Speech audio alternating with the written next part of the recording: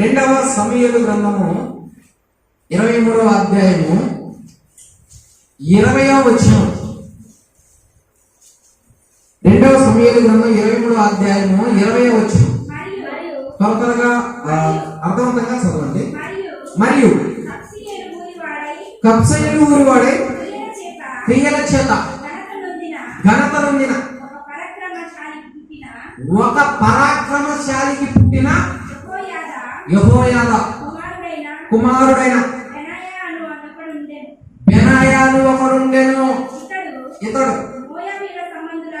మోయాబీల సంబంధులకు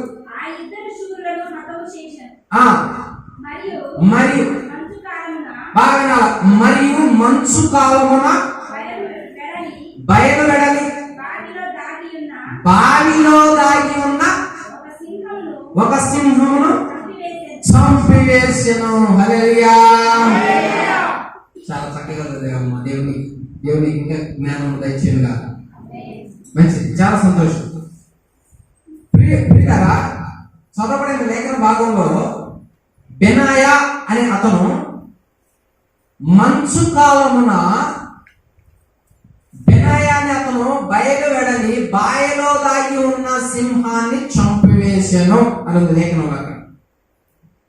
ఏ కాలమున బాయలో దాగి ఉన్నదంట సింహము? అది ఏ కాలము? బాగుంటున్నారు మీ వాక్యాన్ని. చంపింది ఎవరు? ఆ సింహాన్ని చంపింది ఎవరు? చాలు, 3 పాయింట్లు నేర్చుకుందాం. మంచు కాలమున బాయలో దాగి ఉన్న సింహాన్ని బెనాయా అనే అతను చంపివేశాడు.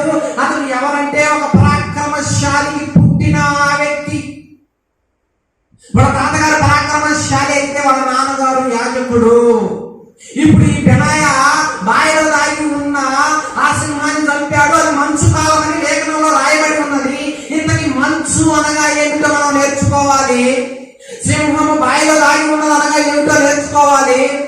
ఆ తర్వాత సింహం అంటే ఆ బెనాయాన్ని ఎలా చంపాడో నేర్చుకోవాలి. ఈ లేఖన భాగం ద్వారా పరిశుద్ధాత్మ దేవుడు మనతో మాట్లాడును గాక. ఆమేన్. పిల్లరా, మొట్టమొదటి పాయింట్, మంచు కాలము అంటే ఏమిటి అనేది ఇప్పుడు మనం నేర్చుకుందాం. ఎవరైనా పెద్దవారు ఏదైనా ఫంక్షన్ జరిగినప్పుడు పెద్దలు వాళ్ళని ఎలా ఆశీర్వదిస్తారు? నీవు 10 కాలాల పాటు ఎలా ఆశీర్వదించాలి? చల్లగా ఉండాలి, కలకాలం పచ్చగా ఉండాలి. ఆ తల్లి కడుపు చల్లనిది, ఆ వ్యక్తి మనసు చల్లనిది. ఎందుకు ఇలాంటి దీవెనలు పొందుకుంటున్నాం? ఎందుకు ఇలాంటి దీవెనలు దీవిస్తూ ఉన్నారంటే ఆ చలి అనగా, ఆ మంచు అనగా, ఆ చలి అనగా ఆశీర్వాదము, దీవెన, సుఖవంతమైన జీవితం అని అర్థం. మంచు కాలం అంటే సుఖానికి సంబంధించినది. హల్లెలూయా. మరి ఆ మంచు కాలంలో సింహం బాయిలో దాగి ఉండడం విచిత్రంగా లేదు?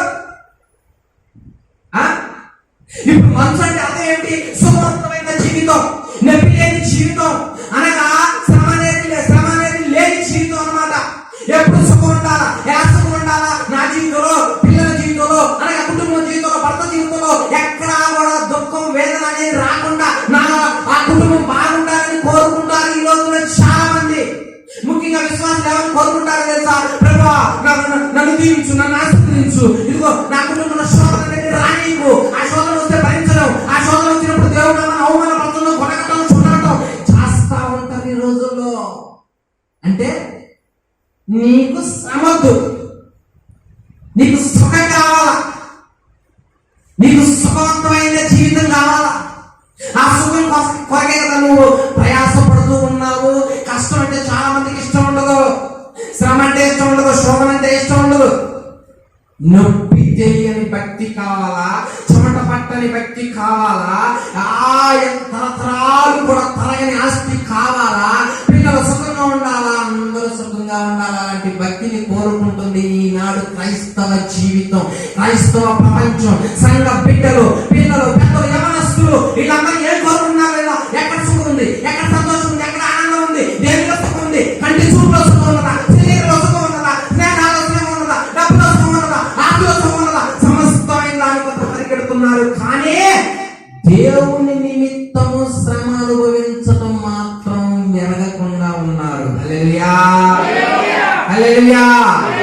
దయచేసి గమనించండి ప్రియులారా, మనసుకాలం అంటే సుఖవంతమైన జీవితం. మరి దేవుడు ఏం సెలవిస్తున్నాడు లేఖనంలో? ప్రసంగి గ్రంథము 7వ అధ్యాయము 14వ వచనం చూడండి, త్వరగా చదవాలి. ప్రసంగి గ్రంథం 7వ అధ్యాయము 14వ వచనం. శుభదినమునందున ఆపదినమునందు యోచించుము,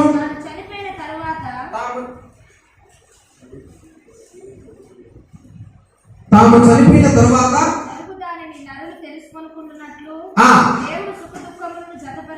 దేవుడు ఏం జతపరిచాడు? దేవుడు ఏం జతపరిచాడు? మనం ఎందుకు సుఖాన్ని కోరుకుంటున్నాం? దేవుడు ఏం చెప్పాడు నరుడికి? నరుడిని సృష్టించి, కుమారుడా నీవు చనిపోయిన తర్వాత నీకేం తెలుసు? నువ్వు బ్రతుకున్నప్పుడే ఇదిగో రెండు ఉంటాయి నీ జీవితంలో. ఎలాంటి ఉంటాయో తెలుసా? అచ్చు సుఖమే ఉంటుంది నీ జీవితంలో. సామాన్యంగా ఉంటుంది, అలా అనుభవించాలా, దాన్ని నువ్వు జయించాలా, దాని మీద పోరాడాలా, దాని మీద యుద్ధం చేయాలా, అప్పుడు నువ్వు గెలవాలా అని దేవుడు అంటావు. సుఖ దుఃఖం రెండు నడు జీవితంలో ఉంటే ఉండవా? కొంతమంది మందిరానికి రావాలంటే మందిరానికి సుఖం చేయడం వల్ల కష్టాలు వేసేది అందుకుంటాను కొంతమంది అంటారు. కొంతమందికి ప్రార్థన చేయాలంటే కష్టం, సుఖం కావాలా, ఇదిగో కింద మంచి సల్లర బండలు ఉండాలా, పైన ఫ్యాను ఉండాలా, ఆ పాస్టర్ గంట తరబడి మెసేజ్ చెప్పకూడదు, ఆ పాస్టర్ గారు పరిచయం లేదని చెప్పిన ఇష్టం ఉండదు, శరీరం పోగదు, ఏంటంటే పైన భక్తి అన్నమాట. ఇలాంటి భక్తి వెనక ఎవరు ఉన్నారు, దాగి ఉన్నారు అంటే సింహము.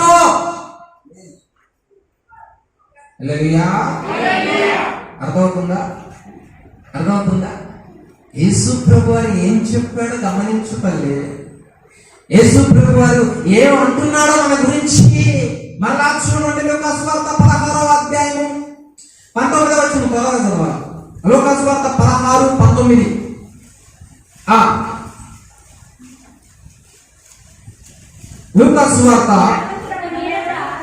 లూకాసు వార్త ధనవంతుడు ఒకడు ఉన్నాడంట. అతడు ఊదారంగు బట్టలను సన్నపు నార వస్త్రములను ధరించుకొని ప్రతిదినము ఏం చేస్తున్నాడంట? బహుగా. ఎలాంటి వస్త్రాలు? సన్నని నార వస్త్రాలు. అంటే ఎవరు వేసుకుంటారని కూడా మంచి సౌండ్ పార్టే. వాళ్ళకి శరీరాలు వేసుకునే ఎలాంటి అంటే మిక్కిలి వెళ్ళగలిగినవి, అందంగా కనిపించాలి, ఆకర్షణగా కనిపించాలి, నేనే బాగున్నాను అనుకోవాలా, అందరిలో నేనే బాగున్నాను అనుకోవాలా, నా వస్త్రాలు బాగున్నాయని అనుకోవాలా, అదే కోరుకుంటున్నారు ఈ రోజుల్లో క్రైస్తవులు కూడా చాలా మంది. సుఖవంతమైన జీవితం కదూ, ఆ సుఖవంతమైన జీవితం వరకు నువ్వు పాల్గొడుతున్నావు కదూ, ఇది చాలా ప్రమాదం అంటుంది లేఖనము. ఇది లేఖనానికి విరుద్ధము. మీకు బాగా గుర్తుందా? మీరు ఇల్లు కట్టారా? లేకపోతే ఇల్లు కట్టే వాళ్ళని ఎప్పుడైనా చూసారా? ఏమిటాయా అంటే ఇలా ఇల్లు అంటే చేస్తారనుకున్నాం. క్రైస్తవులు ఏం చేస్తారు? కొత్త ఇల్లు కడితే కొత్త ఇల్లు మీద ఏముంటది చూసారా ఎప్పుడన్నా? కొత్త ఇల్లు కడుతుంటే దాని మీద ఏముంటది? ఎందుకు? ఇష్టం ఎందుకు? ఇంటికి దిష్టి రాకూడదు, అప్పుడు సుఖంగా ఉండాలా. ఇంటికి దిష్టి వస్తే మేము సుఖంగా ఉన్నాం, మాకు కీడు ఎప్పుడు ఏడవలసి వస్తుంది, తిన్న వంట పక్కదో అది రోజు బాగా తినాలా, మేము ఆశీర్వదించబడాలా. అంటే నువ్వు కీడు రాకుండా బొమ్మను పెట్టుకున్నట్టే సుఖం కావాలి కదా నీకు. సుఖం. ఒక రోజుకి నీ ప్రార్థనా జీవితం ఎంత? ఒక రోజు నువ్వు దేవుడితో గడిపేదంతా? ఒక రోజు నువ్వు వాక్యాన్ని చదివేదంతా? ఒక రోజు నువ్వు పాడబడేదంతా? నీ భక్తి అంతా దేవుడిని ప్రేమిస్తున్నావా లేదా? ఆ ధనవంతుడు ఏం చేసేవాడంటే ఎప్పుడు మిక్కిలి వెళ్ళగలిగిన వస్త్రాలు వేసుకొని అందరిలో గర్వంగా తిరిగేవాడంట. ఎవరిని ప్రేమించేవాడు కాదు, ఎవరు అందరినీ ద్వేషించేవాడే. నేనే అని గర్వంగా తిరుగుతూ ఉన్న దాంతో ఇష్టానుసారంగా తినటం కారటం చేస్తా ఉన్నాడంట. బాగా అర్థమవుతుందా? ఇక్కడ పరిచయం జరుగుతుంటే మాకెందుకు అని పట్టించుకున్నావంటే నువ్వు సుఖాన్ని కోరలేదా? ఇక్కడ అందరూ పాటలు పాడుతూ ఉంటే నువ్వు రావడం కూర్చోవడం నాకెందుకులే, నోరు నోరు నొప్పి పుట్టింది, నోరుతో నేను ఎందుకు పాడాలి, అనవసరంగా ఆయాసం అని అనుకోవటం లేదా? ఏం ఉపయోగం వచ్చి కూర్చొని పోతే? ఏం ఉపయోగం అంటే నీ నోటికి శ్రమ ఉండకూడదా, నీ మొహానికి శ్రమ ఉండకూడదా? సుఖమే నీకు కావాలా? బాగా గుర్తుపెట్టుకో, అక్కడ దాగి ఉన్నాడు ఒకడు, అది సింహం. అందుకే నీ కుటుంబం, నీ పిల్లలు పిల్లలు నీకు లోబడట, మందిరానికి రావట, నీ కుటుంబంలో మారుమనసు లేదు. కారణం ఏమిటో తెలుసా? నువ్వు సుఖవంతమైన భక్తికి అలవాటు పడ్డావు. ఒక ఆల్రెడీ ప్రార్థన పెడితే జనం రాదు, ఒక ఉపవాస ప్రార్థన పెడితే జనం రాదు, ఒక ఉపవాస ప్రార్థన ఉందంటే కడుపు మార్చుకోలేదు, అమ్మోనే ఉండలేదు. నువ్వు సుఖవంతమైన భక్తుడు కాదా? నువ్వు సుఖవంతమైన భక్తి జీవితాన్ని నువ్వు అనుభవించలేదా? అనుభవిస్తున్నావా? గంట తరబడి నిలబడి కోత పోయగలవు, గంట తరబడి ఈ ఎండలో మిరపకాయలు కోయగలవు, కలుపు తీయగలవు. ఇప్పుడు ప్రార్థన దగ్గరకు వచ్చేసరికి నాకెందుకులే, ఈ పరిచయంతో నాకెందుకులే, ఈ ప్రార్థనతో నాకెందుకులే, సమయానికి వెళ్ళి మెదలకుండా అట్లా కూర్చొని వద్దాంలే అని అనుకుంటున్నావా? జాగ్రత్త, అది నీ జీవితంలో, నీ కుటుంబ జీవితంలో మంచు కాలం, సుఖకాలం. సుఖపడుతున్నావు నువ్వు ఆ ధనవంతులాగా. ఆ ధనవంతుడు దేవుడన్న భయం లేదు. ఎక్కడైనా జీవితం వస్తుంది, ఎక్కడ ఆశీర్వాదం వస్తుందేమో, అటెంతో ఒక మాట, ఇటెంతో ఒక మాట. ఎక్కడైనా సరే నా కుటుంబం సుఖవంతంగా ఉండాలని కోరుకునే భక్తులు ఎక్కువైపోయారట ఈ రోజుల్లో. దేవుడు వాక్యం సెలవిస్తా ఉంది. నువ్వు కూడా అలాగే ఉండిపోయావా? నువ్వు కూడా అలాగే ఉన్నావా? యేసు ప్రభు చెప్పిన మాటలు మర్చిపోయావా? యేసు ప్రభు ఏం చెప్పాడు చూడండి, లేఖనంలో చూడండి. యోహాను సువార్త 16వ అధ్యాయం 33వ వచనం. యోహాను సువార్త 16:33. కొంచెం త్వరగా చదవండి. నా యందు నీకు సమాధానం కలుగునట్లు. ఏమిటి ఆ మాటలు? లోకంలో ఏం కలిగింది మీకు? కాదా? పట్టుచీరలో కోటి డబ్బులు, లోకంలో మీకు శ్రమ కలుగును. అయినను శ్రమ వస్తుంటే ధైర్యాన్ని తెచ్చుకుంటాం, కష్టం వస్తుంటే ధైర్యాన్ని తెచ్చుకుంటాం. లోకం ఆశింపజేస్తా ఉంది. లోకం వైపు నేను వెళ్ళాలా, అది నువ్వు కోరుతుంది, ఆకర్షిస్తుంది. చేయకుండా ఉండలేను, చూడకుండా ఉండలేను. అది కుటుంబం మొత్తం కలిసి ఇంట్లో కూర్చొని దేవుడు వాక్యం వినకుండా, ప్రార్థన చేయకుండా నువ్వు చూస్తున్న టీవీ సీరియల్, ఆ సినిమాలు సుఖం కోసం కాదా? దేవుని అవమానించడం కాదా? లోకంలో నీకు శ్రమ కలుగును, అయినా ధైర్యం తెచ్చుకోమంటున్నాడు. నువ్వేం ధైర్యం తెచ్చుకుంటున్నావో తెలుసా? ఏం ధైర్యం తెచ్చుకుంటావు? పుట్టినరోజు కూడా పాస్టర్ గారు, మా అమ్మాయి పుట్టింది, మా అబ్బాయి పుట్టింది, పేరు పెట్టి పాస్టర్ గారు అని ఒట్టి నా మొక్కలు పెట్టి అంతరాలు కట్టి ప్రార్థన చేపిస్తావు. నువ్వు సుఖం కోరట్లేదా? సుఖం కోరుతున్నావా? ఎందుకయ్యి? అంటే ఏసై తెలియదులే మచ్చలు పెట్టాలని. నువ్వు ఏసై కన్నా జ్ఞానవంతురాలు, నువ్వు ఏసై కన్నా జ్ఞానవంతుడివి. నీ సొంత జ్ఞానాన్ని ఉపయోగించి నువ్వు ఏం చేసుకుంటున్నావు తెలుసా? దేవుడు వాక్యం చదివిస్తా ఉన్నది. కుమారుడు నువ్వు కోరిన బట్టి అది కాదు, నేను చెప్పిన బట్టి అది కాదు, నా వాక్యం వేరుగా ఉన్నది. అయితే నువ్వేం చేస్తున్నావు తెలుసా?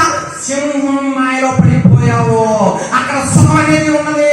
ఆ మాయ మాటలో నువ్వు పడిపోయి నీ స్థానాలను బట్టి చేసి నువ్వు మోసపోతూ ఉన్నావు అంటున్నాడు దేవుడు. ఆ ధనవంతులు కూడా అలాగనే మోసపోతాను. సేవకులు మందిరానికి రా అంటే వస్తా అని చెప్పడం నువ్వు వచ్చేది లేదు. ఎందుకంటే ఒక మాట అడ్డవేస్తే పోలా. ఎప్పుడు అనారోగ్యం వచ్చినప్పుడు ప్రార్థన చేయి, నువ్వు మాత్రం ప్రార్థన చేయవు. ప్రార్థన చేయి, ఉపవాసం ఉండు, నువ్వు మాత్రం ఉపవాసం ఉండవు. ఏంటో అది అంతరికి కారణం అంటే శరీరం లోపడట్లా, శరీరం లొంగట్లా, భక్తి వైపు వెళ్ళట్లా, లోకానికి బానిస అయిపోయింది, సుఖానికి బాగా ఎదిగింది, కొవ్వు పట్టిపోయింది. ఇప్పుడు ఆ శరీరం లొంగాలకి ఏం చేయాలి? ఇలా అయిపోయింది క్రైస్తవం. వాక్యం అంటే నిర్లక్ష్యం కదా. ఎంతమంది బీరువాలో డబ్బులు ఉంటాయి, చీరలు ఉంటాయి, బైబిల్ ఎక్కడ ఉంటుంది? టీవీ పక్కన ఒక మూలన అట్లా వేసేస్తాం. సింపుల్. ఏముంది బైబిల్? ఏముంది బైబిల్? డబ్బు అంటే విలువైంది, డబ్బులో సుఖం ఉంది. మంచి బట్టలు, మంచి వంట చేసుకొని తినొచ్చు, మంచి మాసం వండుకొని తినొచ్చు, మంచి వస్త్రాలు, మంచి ఇల్లు, ఆకర్షితమైంది, లోకపరమైన అంత ఫర్నిచర్ కొనుక్కోవచ్చు. దానిలో అంత సుఖం ఉందా? దేవుని వాక్యం ఉంచుద్ది. దాన్ని ఇష్టపడలేదు కదా నువ్వు, నీకు సొంత మాటలంటే ఎక్కువ ఇష్టం, నీకు పక్క వాళ్ళ రహస్యాలంటే ఎక్కువ ఇష్టం, ఇష్టం, నీకు బాగా చెడిపోయిన మాటలంటే బాగా ఇష్టం, చెడు స్నేహాలంటే బాగా ఇష్టం. నువ్వు సుఖవంతమైన భక్తికి అలవాటు పడిపోయి శరీరాన్ని వంచక లొంగదీయక దేవుడు చెప్పినట్టు వినక చివరికి ఏం చేసుకున్నావు తెలుసా? జీవితాన్ని ఏం చేసుకున్నావు? జీవితాన్ని ఈ ధనవంతుల్లాగా చేసుకున్నావు. అందుకే కుటుంబంలో మరణం వస్తుంది. అందుకే కుటుంబం ఎంత చెప్పినా ఎక్కడ భక్తి? నీ సుఖమే వాళ్ళకు వచ్చింది. హల్లెలూయా. నీకు ప్రార్థన అనుభవం లేదా వాళ్ళకి ఎట్లా వస్తుంది? నీకు క్రమశిక్షణ లేకపోతే వాళ్ళకి ఎట్లా వస్తుంది? పోయిన నువ్వే మందిరానికి పోయే వాళ్ళు ఇలా ఉంటారా అని నువ్వు తేడా చూపించాల్సింది పోయి నువ్వే భక్తిహీనంగా సుఖానికి అలవాటు పడితే వాళ్ళ జీవితం ఏం కావాలమ్మా? ఈ ధనవంతుడు ఏం చేసుకున్నాడో తెలుసా? చివరికి జీవితాన్ని అతనికి సుఖమే కావాలంట. ఎవరైనా వచ్చి దైవజనులు వచ్చి ఇది తప్పు, నువ్వు ఇలా ఉండకూడదు, దేవుడు నీకు ఏ విధంగా జీవించమన్నాడో నువ్వు దేవుడి వైపుకు రా, నీ శరీరాన్ని వంచు, ప్రార్థన చేయి, క్షమించమని వేడుకో, నీ శరీరం ఆ విధంగా ఉంటే నువ్వు పాడైపోతావు. ఎంతమంది దైవజనులు చెప్పినా వేరే రకం కాదది. నాకు అన్నీ తెలుస్తాయి, నాకు తెలుసు, అన్నీ తెలుసు, నేను మొత్తం నేర్చుకున్నా. దైవజనులు వాక్యం చెప్తున్నారు, దైవజనులకు వాక్యం చెప్పే స్థితికి ఎదిగిపోయారు. నేర్చుకోవడం కాదు, ఎలా ఎదగాలో కాదు, ఎదురు తిరిగే స్వభావం. అతని క్రియలను ఎవరు చూస్తున్నాడో తెలుసా? బాగా గుర్తుపెట్టుకో. నువ్వు ఎంత సుఖపడుతున్నావో అవి మొత్తం దేవుడు చూసి చూసి చూసి చూసి చివరికి ఆ ధనవంతుడితో ఏం చెప్తున్నాడో తెలుసా? దేవుడు చూడండి అక్కడ ధనవంతుడితో ఏం చెప్తున్నాడు? 25 వచ్చిన లోకాసు వార్త 16:25 త్వరగా. లోకాసు వార్త 16:25.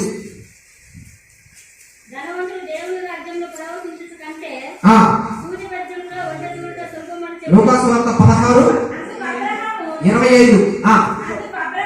అందుకు అబ్రహాము, బాగా గుర్తుపెట్టుకో, కుమారుడా నీవు నీ జీవిత కాలమందు నీకిష్టమైనట్లు చూసావేమంటాడో? అతను ఎంత సుఖపడ్డాడో, దేవుడు ఇప్పుడు రాకుండా మాటంటే లెక్క లేకుండా జీవించాడో మొత్తం దేవుడు పసిగట్టి అంత లెక్క రాసి చివరిలో అతను చెబుతున్నాడు, కుమారుడా నీకు ఇచ్చిన సంవత్సరాలు 70, నీకు ఇచ్చిన సంవత్సరాలు 60, నీకు ఇచ్చిన సంవత్సరాలు 50, ఇన్ని సంవత్సరాలు నేను రాత్రి పనులు నీ క్రియలు పసిగట్టా, చూసా, అన్ని లెక్క వేయగా ఎక్కడా కూడా నువ్వు భక్తిలో నిన్ను వంచుకున్నట్టు, తగ్గించుకున్నట్టు, ప్రార్థన చేసినట్టు, క్షమాపణ అడిగినట్టు కానీ లేదు. కాబట్టి నువ్వు సుఖవంతమైన నులివెచ్చని జీవితాన్ని గడిపావు. కాబట్టి ఏమంటున్నాడు అక్కడ? నీకిష్టమైన సుఖం అనుభవించావు. తర్వాత అలాగనే కష్టం అనుభవించాడని జ్ఞాపకం చేసుకున్నావు. కాదు, ఇప్పుడు హల్లెలూయా. కష్టం అనిపించినాడు. ఎక్కడ ఉన్నాడు? నెమ్మది పొందుతున్నాడంట. మరి సుఖం అనిపించినాడు ఎక్కడ ఉన్నాడు? వ్యాపన పడుతున్నాడంట. చూసావా? ఏం కోరుతున్నావు ఇప్పుడు నువ్వు? ఒక పెళ్లి ఫంక్షన్ పెడితే, బాగా వినండి, ఒక పెళ్లి ఫంక్షన్ పెడితే లేదా ఇంట్లో ఏదైనా ఫంక్షన్ పెడితే 4 పాటలే దేవుడి, 2 పాటలే దేవుడి, ఆ తర్వాత పూనుకుంటుంది ఇక లోకం. ఎందుకంటే ఆ పాటలో ఎగురు, ఆ పాటలో ఎంజాయ్, సంతోషం. అది లేకపోతే ఫంక్షన్ లేదు, ఫంక్షన్ కంటే రాదు. ఈ 4 ఏమంటే ఈ 2 పాడితే వేసేయాలని పోతాను అప్పుడు నేను తీసుకోవాలి. సుఖవంతమైన జీవితానికి అలవాటు పడ్డా సుఖం యవ్వన కాలంలో నీ శరీరాన్ని సుఖానికి లోపరుచుకుంటావా? సుఖాన్ని ఆకర్షిస్తావా? ఇదా దేవుడు నేర్పిన బట్టి? కుమారుడా జాగ్రత్త, గుర్తు పెట్టుకొని జీవిత దినాలన్నీ కూడా నువ్వు సుఖాన్ని అనుభవించావు.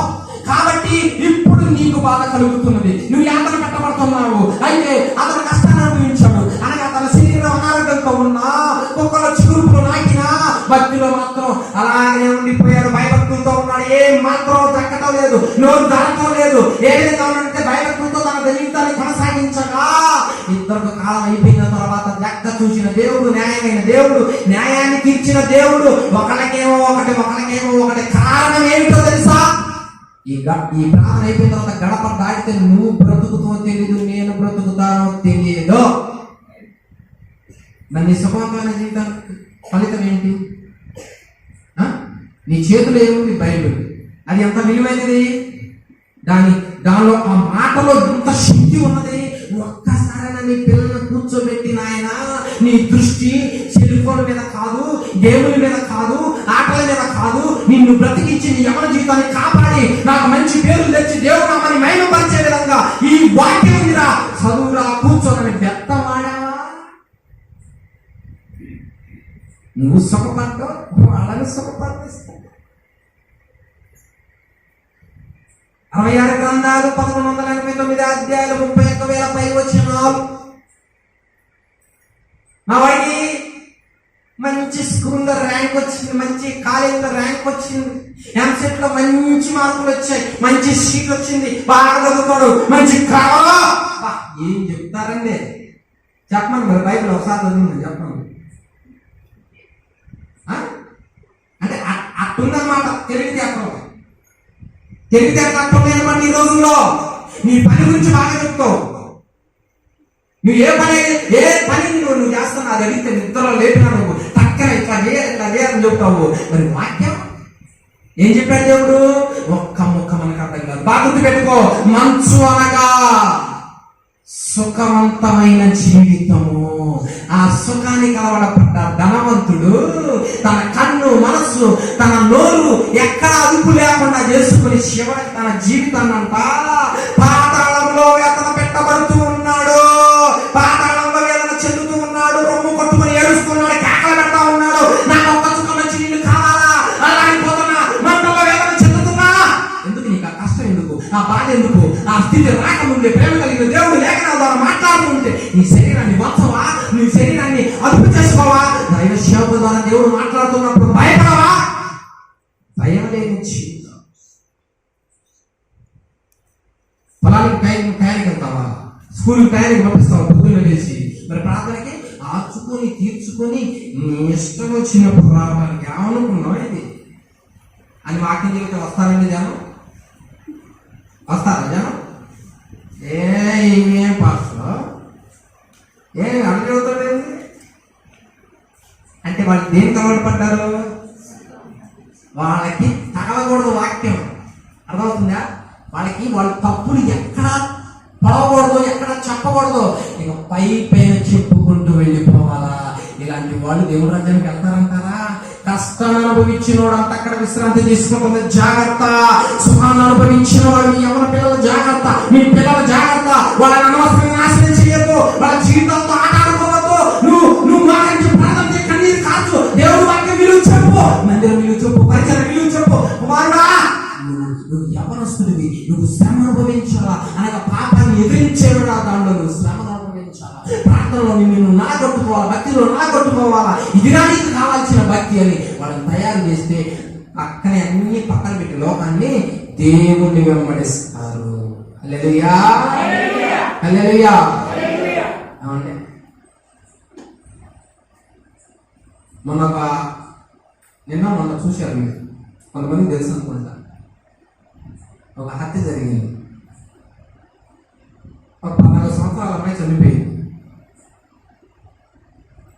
ఎలా చనిపోయిందని ఎంక్వైరీ చేస్తే డాబా మించి తినబడి.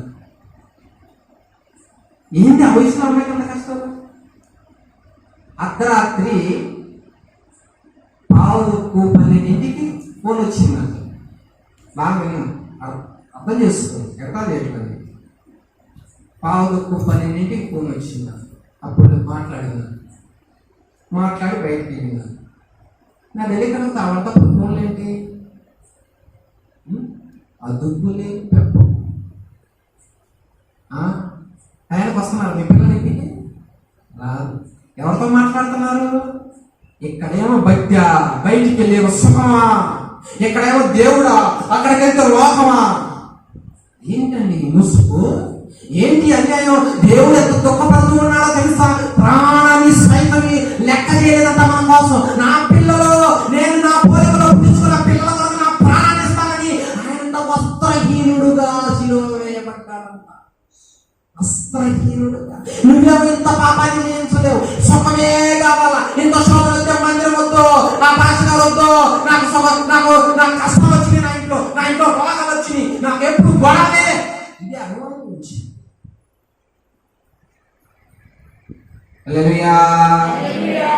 దేవుడు బాధపడుతూ ఉన్నాడు. లోకములో మీకు శ్రమ కలుగును, అయినా ధైర్యం తెచ్చుకోండి. ఎట్లా తెచ్చుకోవాలి ప్రభువా? నేను లోకాన్ని జయించా, నా యందు విశ్వాసం ఉంచువాడు కూడా లోకాన్ని జయిస్తాడు. నీ విశ్వాసం దేని మీద ఉన్నదంటే లోకాచారాల మీద ఉన్నది, లోకం మీద ఉన్నది, దేవుడి మీద ఎక్కువ లేదు. కాబట్టి ఆ సుఖంలో నువ్వు అలాగే వెళ్ళిపోతున్నావు. నువ్వు భక్తి పర్వాలు, నీ భక్తి పర్వాలు చెప్పుకుంటున్నావు, కానీ భక్తి పర్వాలు కాదు.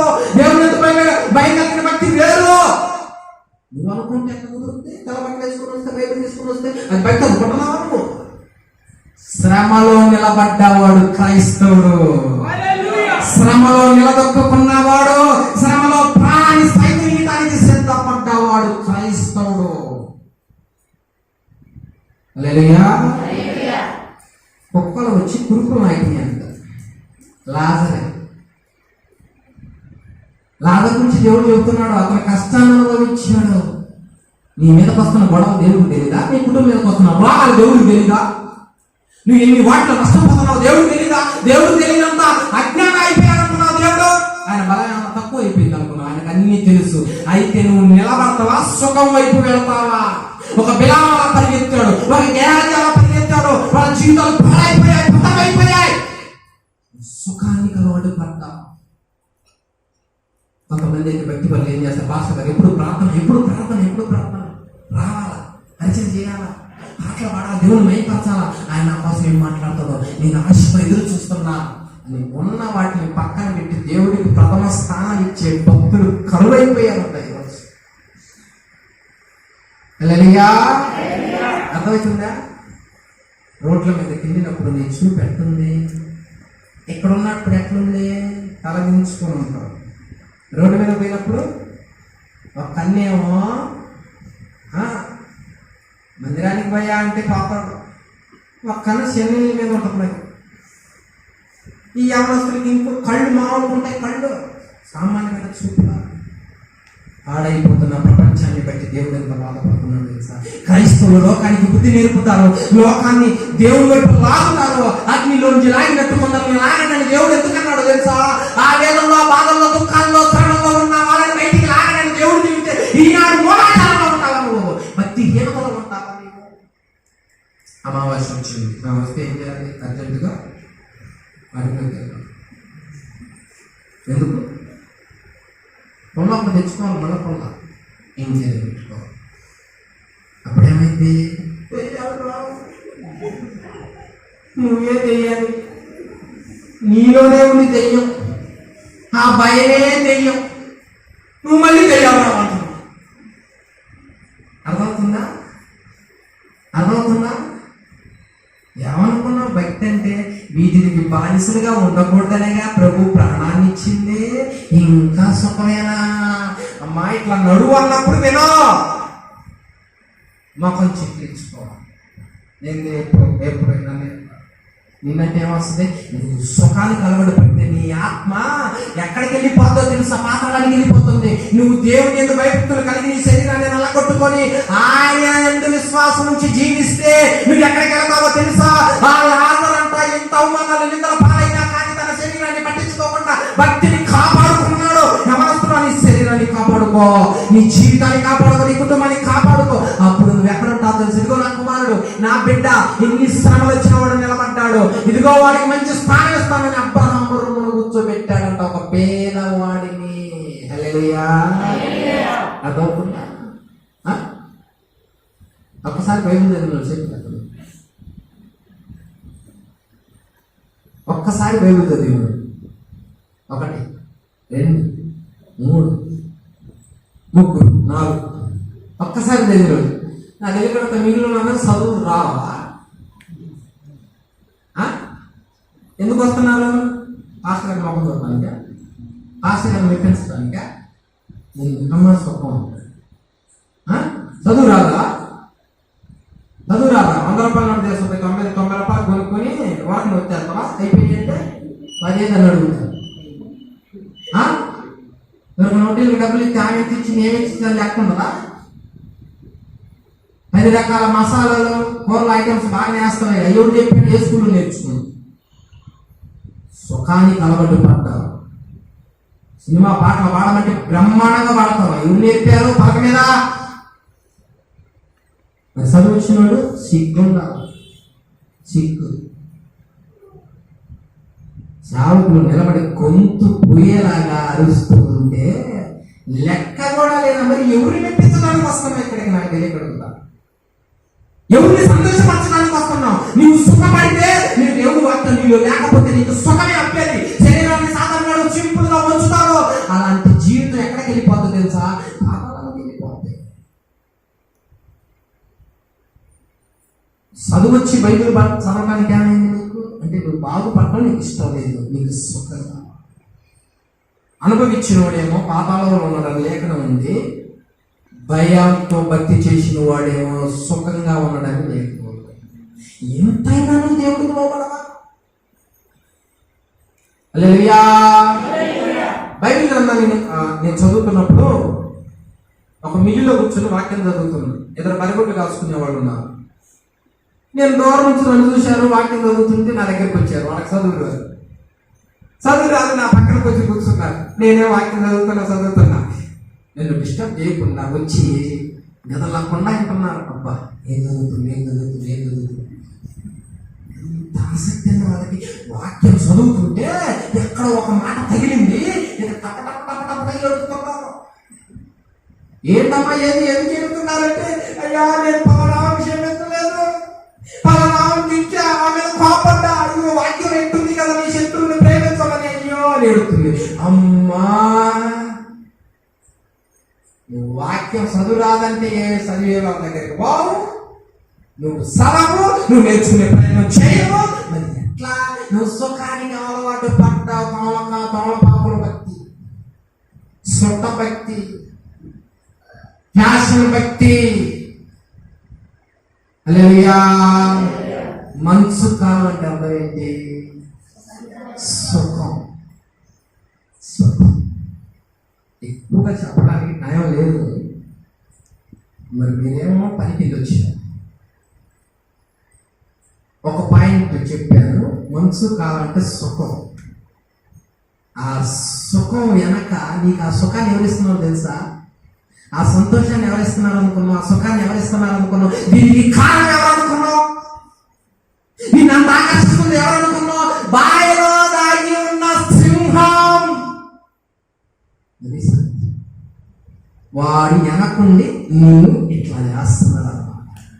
నువ్వేమనుకుంటున్నావు అంటే, ఆహా మంచి చాలా బాగుంది, ఎంత సంతోషంగా ఉందని నువ్వు అనుకుంటున్నావు. కానీ ఇదంతా ఎవరు చేపిస్తున్నారు అనుకున్నావు? రహస్యంగా నీ హృదయంలో నీ కుటుంబంలో తిష్ట వేసుకొని కూర్చొని కంటికి కనపడకుండా నిన్ను మూఢభక్తి చేపిస్తూ దేవుని నామానికి అవమానకరంగా నిన్ను జీవింపజేస్తున్న వాడు ఒకడు ఉన్నాడు. వాడే సింహము అనగా చూడండి, 1 పేతురు 5:8. 1 పేతురు 5:8. రెండవ పాయింట్, సింహం, దాగి ఉన్న సింహం. నిబ్బరమైన బుద్ధి గలవారై మెలకువగా ఉండి మీ విరోధి అయిన అపవాది. చూసావా? గర్జించు సింహం ఎవరిని మింగుదునా అని వెతుకుచు తిరుగుతున్నాడు. హల్లెలూయా. బాయిలో దాగి ఉన్నాడు ఇప్పుడు ఎవరిప్పుడు? అపవాది, సాతానుడు. వాడు ఉన్నాడన్నమాట హృదయంలో, వాడు ఉన్నాడన్నమాట కుటుంబంలో. అందుకే ఈ సుఖమైన భక్తి, అందుకే ఈ మూడైన భక్తి. ఇప్పుడు వాడిని ఏం చేయాలి మనం? వాడి పరిస్థితి వాడు చీల్చేస్తున్నాడు. వాడు చీల్చేయనుకున్నాడు అంట, అక్కడ తీసుకొస్తుంది. దీని అంతటికి కారణం ఎవరయ్యా అంటే వాడు చేపిస్తున్నాడు అనమాట. నువ్వేమనుకుంటున్నా అంటే వివేకం ఏది, జ్ఞానం ఏది, ప్రార్థన ఏది, చెప్తే వినే మనసు ఏది, అవన్నీ లేక నాకు తెలుసులే పోయా, నాకు తెలుసు, నాకు తెలీదా అది త్రోసిపుచ్చడానికి కారణం వెనక వాడు చేపిస్తున్నాడు అంట. ఇవన్నీ ఎక్కడ దాగి ఉండి చేపిస్తున్నాడట. మరి కనిపెట్టగలవా? కనుక్కోగలవా? ఈ ఇంట్లో ఉన్న పిల్లల ప్రార్థనలు కొనుక్కోలేవు. వాడు ఏమనుకుంటాను? వాడు దాక్కున్నాడంట, రహస్యంగా ఉన్నాడంట. ఎవరు పడితే వాళ్ళ కళ్ళకి వాడు కనపడడో, ఎవరు పడితే వాళ్ళు ప్రార్థన చేస్తే వెళ్ళిపోడు. వాడిని ఎవరు పెంచగలరో తర్వాత చెప్తారండి. ఇప్పుడు 2 మొదటి పాయింట్ సుఖం. ఆ సుఖానికి కారణం వెనక వీడు సాతానుడు గర్జిస్తూ తిరుగుతున్నాడంట. ఎంతమంది అవసరం చచ్చిపోయారు, ఎంతమంది పిల్లలు చచ్చిపోయారు, ఎంతమంది భక్తిహీనంతో తమ జీవితాన్ని వెళ్ళబుచ్చుకున్నారు. కారణం ఏమిటో తెలుసా? వాళ్ళందరినీ ఈ సుఖం అనే మత్తులో ముంచి వాళ్ళని మింగేశాడు, చీల్చేశాడు. దేవుని అంటి పెట్టుకున్న భక్తి వేరు, దేవునికి దూరంగా జీవిస్తున్న భక్తి వేరు. రెండు కావాలి. క్రైస్తవులకి ఏం కావాలి? సుఖమే కావాలి. ఎప్పుడైనా ప్రార్థన కూర్చుంటే కన్నీరు అస్సలు వస్తుందా? అస్సలు కన్నీరు రాదు. అంటే హృదయం ఆడ ఏమైపోయింది? సుఖానికి అలవాటు పడ్డది. హృదయం ఏమైపోయింది? సుఖానికి మరిగింది, తిండికి మరిగింది, రుచికి మరిగింది హృదయం. అందుకని లోపడట్లేదు. దేవుడు అంటే కూడా భయం లేదు. ఇక్కడ నిలబడి వాక్యం చెబుతుంటే కొంతమంది ఏమో ఒకరికొకరు మాట్లాడుకుంటారు, పిల్లలు నీ శాఖలు అనుకుంటారు, ఇటుబడి చూడటాలు. ఒక పోలీసు మీతో మాట్లాడుతుంటే అలా ఉంటారా? ఒక ముఖ్యమంత్రి అలా మాట్లాడుతుంటే అలా చేస్తారా? అంటే దేవుడు అంటే భయం లేదు, దేవుడు అంటే రెస్పెక్ట్ లేదు. అంతేగా? పాస్టర్ గారు ఆయన ఉందిలే. సింహం నోట నువ్వు పడకుండా ఉండాలంటే దేవుడు వాక్యం చెప్పినట్టు విను, దేవుడు వాక్యం ప్రకారం నడువు. యమన జీవితంలో నువ్వు ఎవరిని ఆశపడుతున్నావు, ఎవరిని ఇష్టపడుతున్నావు, ఎదురు చూస్తున్నావు, హృదయంలో ఎవరున్నారో తెలియదు అంటున్నావు దేవుడికి. ఇక్కడ ఒక విధంగా, బయట ఒక విధంగా ఉండి హృదయాన్ని పాడు చేసుకుంటున్నావా, హృదయాన్ని చెడగొట్టుకుంటున్నావా? పేరుకు మాత్రమే భక్త. సుఖం అనేది అలా ఉండాలా? సింహం ఉన్నా కదా సింహం. బాగుంది పెట్టుకోండి. ఒక మాట చెప్పి నేను ముందుకెళ్తాను. రెండవ పాయింట్, ఇప్పుడు సింహం అది చీల్చేస్తుందంట. ఎలా చీల్చేస్తుంది? ఒకనొక సమయంలో ఒక రాజుగారు ఉన్నారు. ఆ రాజుగారు ఏం చేశారంటే బలిపీఠం మీదకి వెళ్ళి దేవుడికి ధూపం వేస్తూ ఉన్నాడు, ధూపం వేయడానికి సిద్ధపడుతూ ఉన్నాడు. ఆ బలిపీఠం మీద ఎవరయ్యా ధూపం వేయాలంటే యాజకుడు మాత్రమే ధూపం వేయాలి. ఆ బలిపీఠం మీద బలి అర్పిస్తానంటే యాజకుడు చేయాలి. ఇప్పుడు ఈ రాజుగారు ఏం చేస్తున్నారంటే చెయ్యకూడదు పని చేస్తున్నాడు. ఇప్పుడు అక్కడికి ఒక సేవ ఎవరో ఒక ప్రవక్త వచ్చాడు, రాజుగారు మీరు చేస్తుంది తప్పు, మీరు చేస్తుంది అక్రమం, అన్యాయం. నువ్వు ఏ బలిపీఠం మీద అయితే నిలబడి దాన్ని అవమానపరుస్తున్నావో ఆ బలిపీఠం బద్దలైంది అని ప్రవచనం చెప్పాను. కానీ అంటే ఆ బలిపీఠం బద్దలైంది. ఆ మాట చెప్పేది అతను. బాగా పెట్టుకో. ఈ మాట చెప్పగానే ఆ రాజుగారు అతను పట్టుకున్నాండి. ఎందుకంటే ఉన్నదన్నట్టు చెప్తే ఉనికి ఎక్కువ కదా, కోపం. ఉన్నదన్నట్టు చెప్తే కోపం. పట్టుకుని రావండి అన్నాడు. చెయ్యి అని తెగిపోయింది. ఇక ముడుచుకోవడానికి చెయ్యి రాట్లా, ఇట్లానే ముడుచుకోవడానికి చెయ్యి రాట్లా, ఇట్లానే. ఇక అప్పుడు బాధపడుతున్నాడు. అయ్యా నన్ను క్షమించు, నేను పాపిని, నేను దుర్మార్గుడిని. శ్రమ వచ్చినప్పుడే ఈ ప్రార్థన, నేను పాపిని నన్ను క్షమించు ఎవరు వేడుకో, నా చెయ్యి బాగా రావాలా అనేసరికి ఆ ప్రవక్త అప్పుడే వెలిగి ప్రార్థన చేయడం. దేవుడు అంట బాగు చేశాడంట. బాగు చేసిన తర్వాత ఆ రాజుగారు అంటాడు, శబాష్ అమ్మయ్య నన్ను బతికించింది, నా చేయి బాగా వచ్చింది, నా ఇంటికి రా, నీ బహుమతి ఇస్తా, అన్నం పెడతా అనగానే ఆ ప్రవక్త ఏమన్నాడు తెలుసా? చూడండి, రాజుగారి గ్రంథం మొదటి రాజుగారి గ్రంథం 13వ అధ్యాయం 9వ వచనం. మొదటి రాజుగారి గ్రంథం 13వ అధ్యాయం 9వ వచనం. అన్నపానములు పుచ్చుకొనవద్దని, నువ్వు వచ్చిన అన్నపానములు పుచ్చుకోవద్దు, నువ్వు వచ్చిన మార్గాన వెనక్కి తిరగొద్దు అని యెహోవా చెప్పాడంట ఆయన. రాజుగారికి చెబుతుంది ఈ మాట. అన్నపానాలు పుచ్చుకోవద్దనయ్యా, నువ్వు నన్ను ఇంటికి పిలుస్తున్నావు, బహుమానం ఇస్తానంటున్నావు, అన్నపానాలు నేను పుచ్చుకోను, దేవుడు నాకు ఇది చెప్పాడు, వచ్చిన మార్గాన్ని కూడా ఎలా తిరుగుతున్నాడు అని ఆ మాట చెప్పాడు. బాగానే ఉంది. ఇక అక్కడ ఇంకొక ప్రవక్త ఉన్నాడు. ఆ ప్రవక్త కుమారులు ఈ తంతు మొత్తం చూశారు. ఇంటికి పోయి వాళ్ళ నాన్న చెబుతున్నారు, నా ఇంతకాలం సేవ చేశావే, నువ్వంటే ఏమన్నా భయపడ్డారా, నీకు అద్భుతం ఏమన్నా జరిగిందా? ఏమీ జరగలేదే. ఆ ప్రవక్త కాశంలో మంట పుట్టించారు, మంట గడ్డగడ్డలాడిపోయారు జనం అని ఆ ప్రవక్త గురించి చెప్పాడు ఈ ముసలి ప్రవక్త. అవునా, ఎక్కడ ఉన్నాడు? ఆయన దగ్గరికి నన్ను అర్జెంట్ తీసుకోపో అనగానే అతన్ని ఆ ముసలి ప్రవక్తని ఆ ప్రవక్త దగ్గర తీసుకెళ్ళాను. తీసుకెళ్ళని ఈ ప్రవక్త ఏం చెప్తున్నాడు తెలుసా? ఏం చెప్తున్నాడు అనుకున్నావు? దేవుడు నాతో మాట్లాడాడు. ఏమని? నిన్ను ఇంటికి తీసుకొచ్చి అన్నం పెట్టమని నాతో చెప్పాడయ్యా. చూడండి, అక్కడ లేఖనంలో చూడండి, నిన్న వచ్చినాడు. అప్పుడు అతడు, నా ఇంటి ఇంటికి వచ్చి భోజనము చేయమనగా ఆ, అతడు నీతో కూడా మరలా ఆ, రాజులను ఆ, నీ ఇంట ప్రవేశింపను ఆ. మరియు అది కాదు 13వ అధ్యాయము 20 చదవండి. వారు భోజనం చేయకుండా 19. అతనితో కూడా ఆ, మళ్ళీ పోయి అతని ఇంటి అన్నపానములు పుచ్చుకొనెను. చాలు. హల్లెలూయా. దేవుడు ఏం చెప్పాడు ఇందాక? ఏం జరగొద్దని చెప్పాడా? అక్కడ అన్నపానాలు పుచ్చుకోద్దని చెప్పాడా? ఈ ప్రవక్త అబద్ధమాడగా 18వ వచనంలో చూడండి, ఎట్లా అబద్ధమాడాడు చూడండి. అందుకతడు నేనును నేను నీ ఇంటి ప్రవక్తని నేను నీ వంటి ప్రవక్తనే మరియు దేవదూత ఎప్పుడు ఆ, యెహోవా చేత సెలవు పొంది ఆ, అన్నపానములు పుచ్చుకొనుటకై ఆ. అతనిని ఇంటికి తోడుకొని రమ్మని నాతో చెప్పినని ఆ. అతనితో అబద్ధమాడగా అబద్ధమాడగా. నీకు అబద్ధాలు అంటే బాగా ఇష్టం కదా? అబద్ధం ఇష్టం. నిజం అంటే బాగా ఇష్టం ఉండదు, అస్సలు ఇష్టం ఉండదు. అబద్ధం ఆడితేనే అబద్ధాలు సుఖం ఉండదు. వినడానికి బాగుంటుంది, చేయడానికి బాగుంటుంది. ఇందాకే రాజుగారు అన్నాడు, పిలిస్తే అన్నపానాలు పుచ్చుకోరా? నేను పుచ్చుకున్నాయా? నేను పుచ్చుకోను. నేను క్రైస్తవురాల్ని. నేను ఎందుకు పుచ్చుకుంటా? ఒంట్లో డబ్బు తీయకపోతే నేను ఎందుకు పుచ్చుకుంటానయా? నేను క్రైస్తవురాల్ని. నేను ఎందుకు పుచ్చుకుంటా? తీసుకుంటే ఒక పార్టీ దగ్గర తీసుకుంటా, కానీ ఇద్దరి దగ్గర ఎందుకు తీసుకుంటా? నేను రాజుగారి దగ్గర అంత నెక్కచ్చుకున్నావా? మంత్రిలో అంత నెక్కచ్చుకుంటావా? తర్వాత ఎవరైనా అబద్ధం చెబితే శాతం ఏంటి భక్తి? అతను అబద్ధమాడగా ఆ అబద్ధాన్ని నమ్మాడంట. నమ్మి అవునా ఆకలితో ఉన్నాను అక్కడ నుంచి అల్లాడిపోతున్నా, ఎవరు ద్వారా పంపిస్తారా దేవుడు అనుకుంటే నువ్వు వచ్చి ఇంటికి పోదా పనగానే ఆ ప్రవక్త అన్నం కడుపు నిండా గరుగు పెట్టాడు. హాయిగా తింటుండ. దీనికి కారణం వెనక ఎవరో పసిగట్టలేకపోయాడు పాపం. ఈ సుఖానికి ఒక్క పూట తిండికి ఆశపడిపోయి నువ్వు దేవుని మంది వదులుకోవటం లేదా? ఇంట్లో పనులుగా ఆశపడిపోయి ఇంట్లో ఉండటం లేదా? దేవుని మందిరాన్ని, ఆశీర్వాదాన్ని, దీవెని, భయాన్ని పోగొట్టుకోవడం లేదా? పోగొట్టుకున్నావు కాబట్టి నువ్వు సుఖానికి అలవాటు పడ్డావు, దేవుని కన్నావు. సొంత పనులే నీకు ఎక్కువైపోయాయి.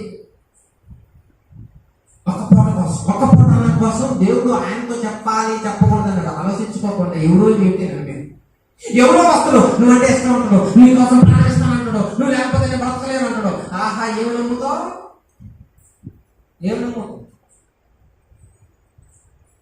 వాట్సాప్లో మెసేజ్, ఫేస్బుక్లో మెసేజ్, ఏంటి నీ శైలి చిన్నందుక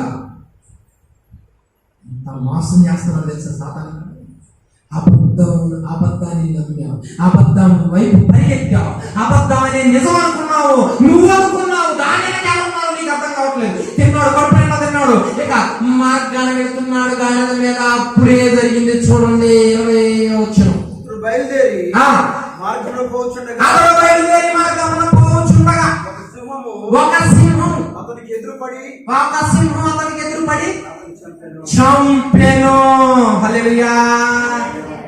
బాయిలో దాగి ఉన్నది ఎవరు? సుఖానికి కారకులు ఎవరు?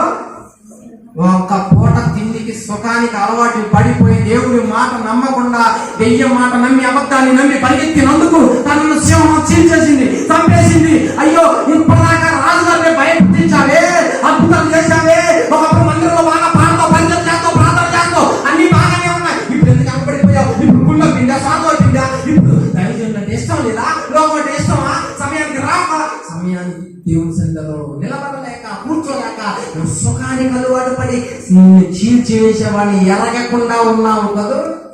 ప్రవక్తను చంపింది సుఖానికి అలవాటు. వారానికి ఒక్క ఉపవాసం చేయవు, బుధవారం కోడికి రావు, శనివారం శుక్రవారం రావు, శనివారం రావు, డైరెక్ట్ నా రూటే వేరు. డైరెక్ట్ ఆదివారం వచ్చి కూర్చుంటాం, కాసేపు కూర్చొని 4 మాట్లాడతాం, బైబిల్ తెలుస్తుంటే రాసుకునేది కూడా లేదు. ప్యాషన్. దేవుడు మాట్లాడుతుంటే బైబిల్ గ్రంథంలో ఎన్నో సందర్భాలు ఈ వాక్యాలు రాసుకోవాలి దేవుడు. మనం ఏంటంటే నీకు తెలిస్తే చెప్పు, మరి 10 రిఫరెన్స్ చెప్పు. దేవుడు ఈ రోజు నాతో ఏం మాట్లాడాడు, నా ప్రవర్తన ఎలా ఉంది అనేది చక్కగా దేవుడు మాట్లాడుతున్నప్పుడు నీకు గుర్తు లేకపోతే చక్కగా రాసుకొని దాన్ని ధ్యానం చేయాల్సిన నీవు ఏం రాసుకుంటున్నావు? నీకు అన్నీ ఉంటాయి, కానీ దేవుడు వాక్యం మాత్రం బుర్రకెక్కదో, దాని ఎందుకు భయం ఉండదు, శ్రద్ధ ఉండదు, ఆసక్తి ఉండదు. ఏది అబద్ధమో, ఏది నిజమో, ఏది నమ్మాలో, ఏది నమ్మకూడదు దేవుడు నీకు బయలుపరచాలని ఆశపడుతున్నాడు. కానీ నువ్వు సుఖానికి అలవాటు పడ్డావు, పరిగెత్తావు, అక్కడికి వెళ్ళి నీ కడుపును నింపుకున్నావు, అక్కడికి వెళ్ళి 5 నిమిషాలు సుఖాన్ని అనుభవించావు, నీ కన్ను నీ శరీరాన్ని పాడు చేసుకొని నిన్ను చీల్చి వేసేంత వరకు పరిగెత్తావంట. హల్లెలూయా. ప్రవక్త చచ్చిపోయాడు, సింహం చంపింది. ఆ సింహమే నీ ప్రార్థన చంపింది, ఆ సింహమే నీ కుటుంబాన్ని పాడు చేసింది. ఎప్పటికైనా గమనించు, నీవు త్వరగా దాని నుంచి బయటికి రావాలని కోరుకుంటున్నాడు దేవుడు. సుఖం మంచిది కాదు, ఎక్కువ జనం లేచి ప్రార్థన చేయవు, ఎందుకంటే శరీరం పూర్తిగా నిద్రలో మునిగిపోతుంది. సుఖం సుఖం ఇదెంత ప్రమాదకరం తెలుసా, ఇదెంత డేంజరో తెలుసా? నీ కళ్ళ ముందు నీ పిల్లలు నరకంలో పాతాళంలో కాలిపోతే చూస్తా ఊరుకోగలవా? నీ భర్త, నీ భార్య, నీ కుటుంబం ఆ స్థితిలో ఉంటే చూస్తూ ఊరుకోగలవా? ఇప్పుడు అనుభవించాల్సింది, ఇప్పుడు సుఖాన్ని అనుభవించి రేపు కష్టపడాలా, రేపు బాధపడాలా, యాతలు పెట్టబడాలా, 1 సంవత్సరం 2 సంవత్సరాల కాదు, యుగాలని దేవుడు వాక్యం ఎంత గట్టిగా చెబుతుందో తెలుసా? అయినా ఈ రోజులో ఎలా ఉన్నారో తెలుసా? అస్సలు భయం అనేది లేకుండా ఉన్నారు. నువ్వు భయపడ్డావా, నీ జీవితం బాగుపడుతుంది. నువ్వు దేవుడు అంటే దేవుడు వాక్యాన్ని ఇష్టపడ్డావా, గర్తించే వాళ్ళ మాటలు విన్నావా, నువ్వు బాగుపడతావు, నువ్వు సంతోషపడతావు. ఆ సింహాన్ని ఇంట్లో ఉండదు, నీ కుటుంబంలో ఉండదు, నీ హృదయంలో ఉండదు. అప్పుడు ఎలా ఉంటుందో తెలుసా? నీ కుటుంబం ఆ ధనవంతులాగా ఉండదు, ఆ లాజరు విశ్రాంతి తీసుకుని నెమ్మది పొందినట్టు ఉంటావు. హల్లెలూయా, హల్లెలూయా. అర్థమవుతుందా? బాయిలో దాగి ఉన్నంత సింహం, మంచేమో సుఖం, ఆ సుఖం వెనక ఈ సింహం. ఎందుకంటే క్షీణించేయడానికి ఉన్నాడు, సంపడానికి ఉన్నాడు. మరి ఇలాంటి ఎవరు చంపాలంటే ఈ నెల పసి కట్టాలా, ఈ నెల చంపాలా, ఎవరి వల్ల అవుతుంది? ఇప్పుడు బాయిలో దాగి ఉన్న సింహాన్ని చంపింది ఎవరు? ఇందాక వెరీ గుడ్, ఎవరు చెప్పారు? బెనాయా. అతనే ఎట్లా చెప్పాడండి, అతనికి ఎట్లా సాధ్యమైందండి? 3వ పాయింట్, ప్రతి పాయింట్ టైం లేదు. ఒక పాయింట్ మంచుంటే సుఖం అలవాటు పడ్డారు. 2వ పాయింట్ దాగి ఉన్న సింహం, అంటే దీని అంతటికి కారణం వాడు చేల్చడానికంటే మనం మింగటానికి, చంపడానికి, పాతాళానికి తీసుకుపోవడానికి. ఇప్పుడు ఇలాంటి వాడిని చంపాలంటే, వాడిని పసిగట్టాలంటే, వాడు నా ఇంట్లో నా కుటుంబంలో ఉన్నాడని తెలుసుకోవాలంటే ఎవరికి సాధ్యమవుతుంది? ఎలాంటి వారికి సాధ్యమవుతుంది? ఎలా పసిగట్టగలం, వాడిని ఎలా చంపగలం? అది ఎలా సాధ్యమవుతుంది అంటే బెనాయా చంపాడంట. బెనాయాకి ఎలా సాధ్యమైంది? అతను కూడా మళ్ళా మనుషుడే కదా, మరి అతనికి ఎలా సాధ్యమైంది? నీకెందుకు సాధ్యం కావట్లేదు తెలుసా? నువ్వెందుకు చంపలేకపోతున్నావు తెలుసా? ఇంతకు బెనాయా ఎవరి దగ్గర పనిచేస్తున్నాడు? బెనాయాని ఎవరు నడిపిస్తున్నారు? బెనాయాని మార్గం చెప్పేది ఎవరు? బెనాయాని బలపరిచేది ఎవరు? బెనాయా ఎవరి దగ్గర ఉన్నాడు? ఎవరు చెప్పు చేతుల్లో నడుస్తున్నారు అంటే లేఖనంలో స్పష్టంగా సెలవిస్తున్నాడు. చూడండి, రాజుల గ్రంథము చూడండి, బెనాయా ఎక్కడున్నాడు? 2వ సమూయేలు గ్రంథం 23:8. 2వ సమూయేలు గ్రంథం 23:8. దావీదు అనుచరులలో చాలు, దావీదు అనుచరులలో బలాఢ్యులు ఎవరనగా ఆ అధ్యాయంలో కనపడుతుంది అన్నమాట. ఈయన ఇప్పుడు 20 వచ్చిన ఇందాక చదివాక 13:20. ఇప్పుడు 23:20. దావీదు అనుచరులలో బలాఢ్యులు ఎవరనగా మరియు కబ్సయ్యలు ఊరివాడై క్రియల చేత ఘనత నొందిన ఒక పరాక్రమశాలికి పుట్టిన యెహోయాదా కుమారుడైన బెనాయా అనే ఒకడు ఉండెను. అతడు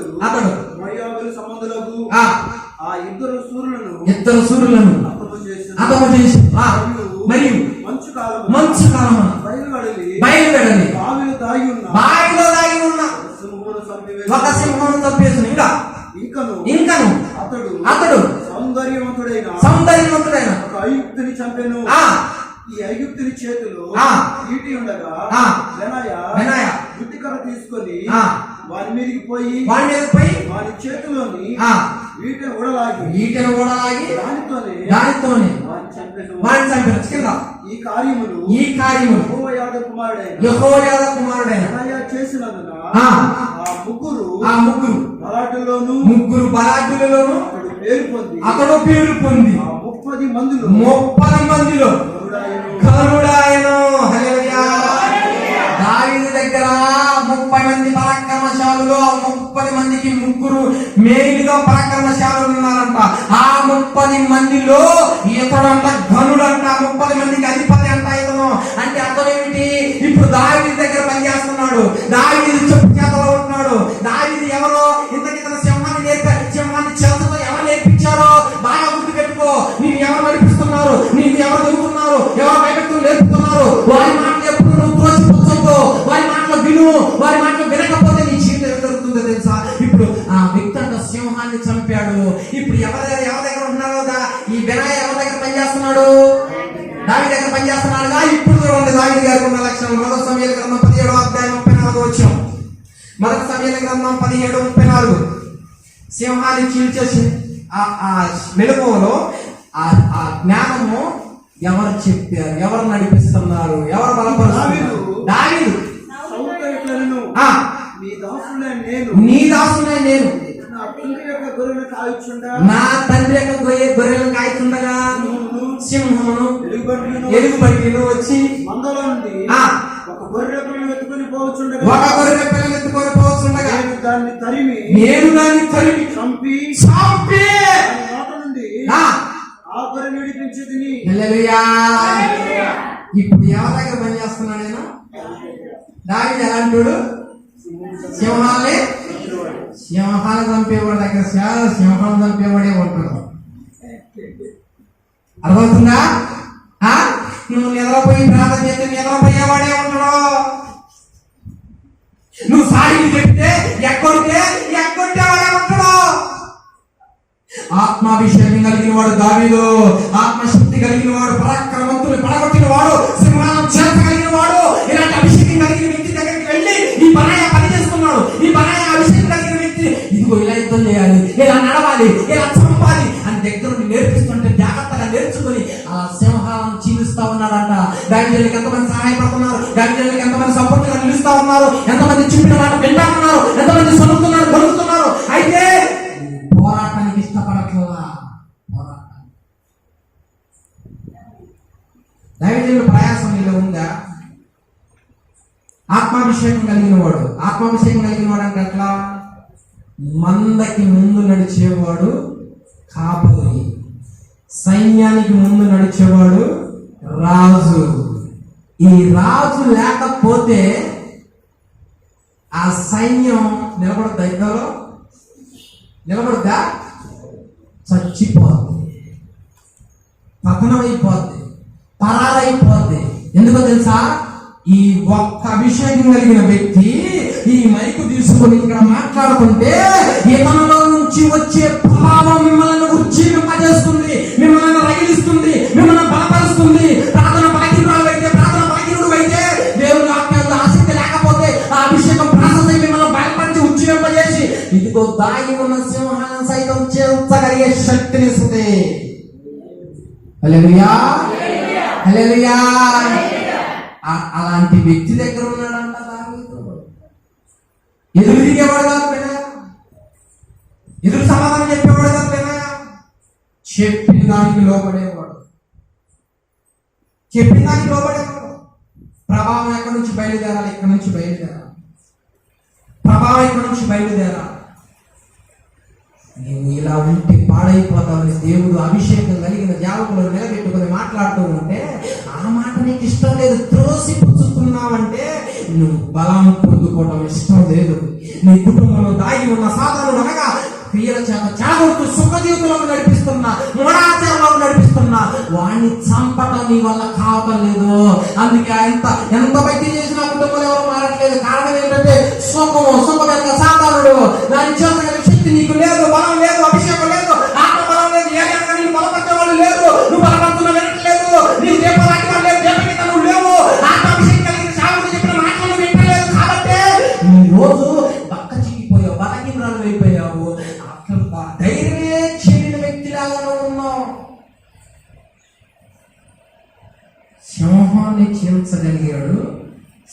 సింహాన్ని జీవించే వాళ్ళని తయారు చేశాడు. సింహాన్ని జీవించాడు. సింహాన్ని కనిపెట్టి దాక్కున్న వాటిని లాగి మరీ చంపే వాళ్ళని తయారు చేశాడు. నువ్వు తయారు చేసావా? మీ పిల్లలు ఒక్కళ్ళనే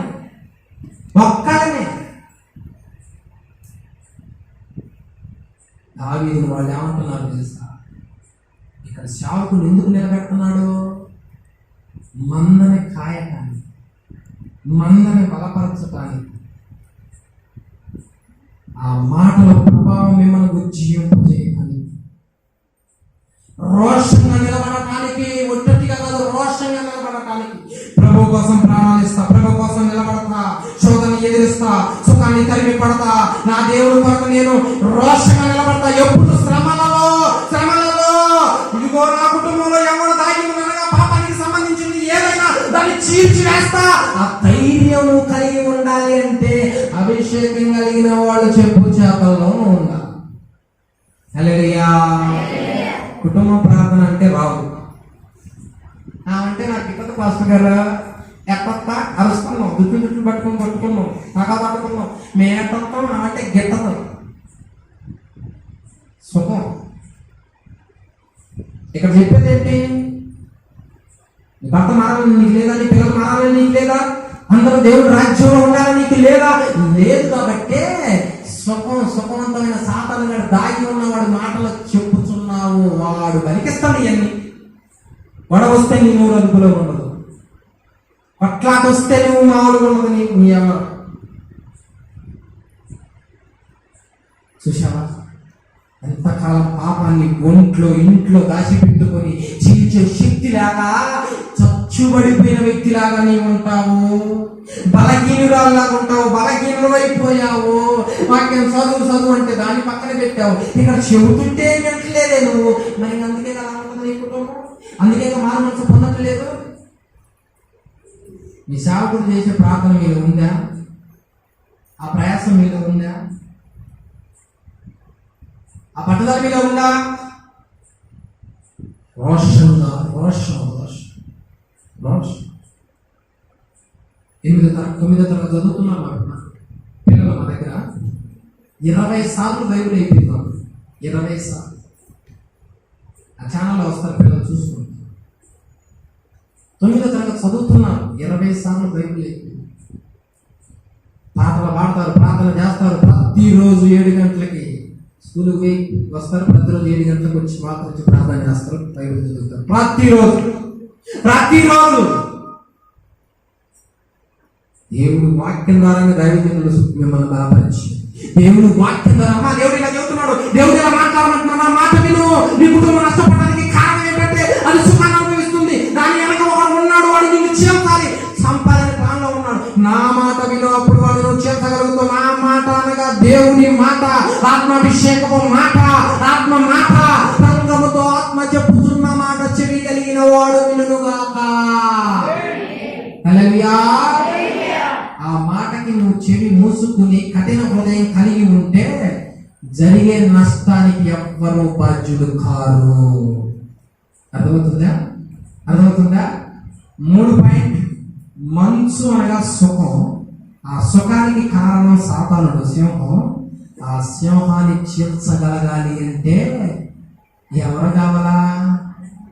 దేవుడు ఎన్నుకున్న సేవకుడు చెప్పినట్టు వినాలి. ఆయన మందని ఎలా మేపాలో దేవుడు ఆయనకు బయలుపరుస్తున్నప్పుడు, ఇదిగో ఈ మేత పెడుతున్నప్పుడు నువ్వు దాన్ని తినాలా అంటే దాన్ని అరాయించుకోవాలా, దానికి లోబడాలా. అప్పుడు బలాన్ని పొందుకుంటావు, అప్పుడు శక్తిని పొందుకుంటావు. అందుకే దావీదు ఎలా తయారు చేశాడు తెలుసా? దావీదు దగ్గర ఉన్న వాళ్ళు ఎలాంటి వాళ్ళు అనుకున్నావు? లేడి అంత వేగంతో పరిగెత్తే వాళ్ళంట, సింహం మొహం కలిగిన వాళ్ళంట, సింహాన్ని చీల్చగలిగే వాళ్ళంట దావీదు దగ్గర ఉన్నది. ఎందుకో తెలుసా? అతడు ప్రార్థనాపరుడు, అతను భక్తి కలిగిన వాడు, అతను దేవుని యొక్క భయభక్తులు కలిగి యథార్థంగా నడిచిన వాడు, దేవుడు అంటే ప్రాణాన్ని సైతం ఇవ్వగలిగిన వాడు. ఆ వ్యక్తిని సైన్యానికి నూరిపోచాడు, బిడ్డలకు నూరిపోచాడు. అందుకే దావీదు సైన్యం ఎక్కడికి వెళుతున్నా విజయమే తప్ప అపజయం లేదు. హల్లెలూయా. నువ్వు ప్రార్థన చేస్తుంటే సాతాను కొనకాల కటకటకట వామ్ము సింహాలను చించే ప్రార్థన ఇది. సింహాన్ని చీల్చే ప్రార్థన ఇది. మనకు కావాలి. నువ్వు బైబిల్ చదువుతుంటే సాతాను గడగడగడగడ ఆడిపోవాలా. ఎందుకు తెలుసా? బలాన్ని పొందుకుంటున్నందుకు. నువ్వు ఏమీ తెలియకుండా మెదలకుండా వచ్చి కూర్చుంటే సాతానికి ఏమనిపించిందంటే, ఈ సుఖానికి నువ్వు అలవాటు పడు, ఒకనాటికి నిన్ను చీల్చేస్తా ఉంటారు అన్నమాట సాతాను. హల్లెలూయా, హల్లెలూయా. అందుకే దయచేసి గమనించిన పిల్లరా, మంచు కాలం అనగా సుఖానికి అలవాటు పడ్డవాడు ధనవంతుడు, అతను వేతన పెట్టబడుతూ ఉన్నాడు.